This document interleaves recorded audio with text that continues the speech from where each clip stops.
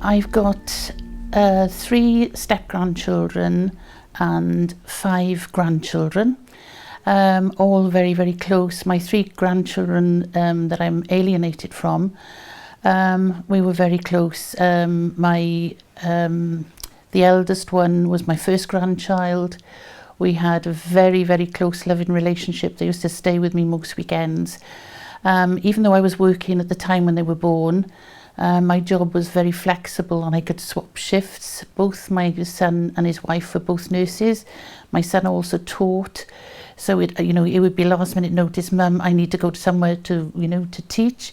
Any chance you can have the children? So I was very, very flexible.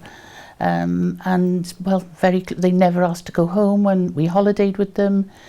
Yeah, exceptionally close.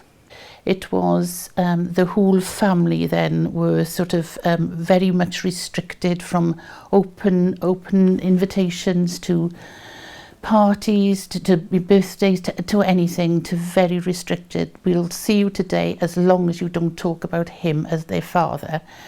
So it was all very controlled from the start. I went to see her parents and sort of said, well, we absolutely love the children. We must be thinking of the children's best interests. We need to tell them that they're loved, that we all love them, and that their dad still loves them.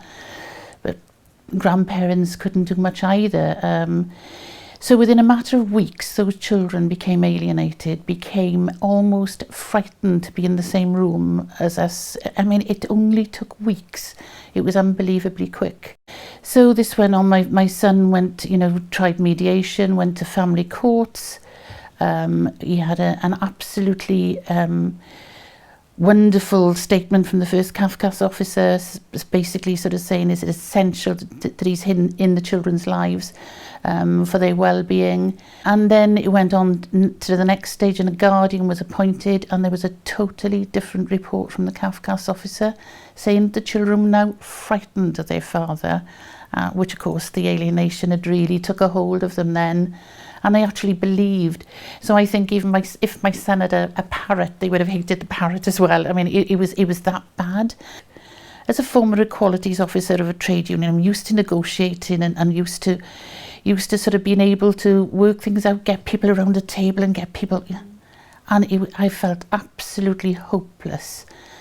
So it's almost 10 years now since my son has had a relationship with them. My grandson was in the same school as my youngest granddaughter, and if she saw me at the gates collecting my grandson, she would go back into the school. She was frightened of me. She became frightened of us all.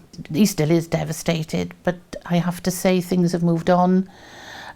He's got a lovely, delightful partner now, and she is a special guardian to 2 children, and those children absolutely worship him. So he's taken on 2 children that are not his own, but of course he misses his children, desperately misses his children, and so do we all. Not a day goes by where we don't think about them, and life is destroying family life.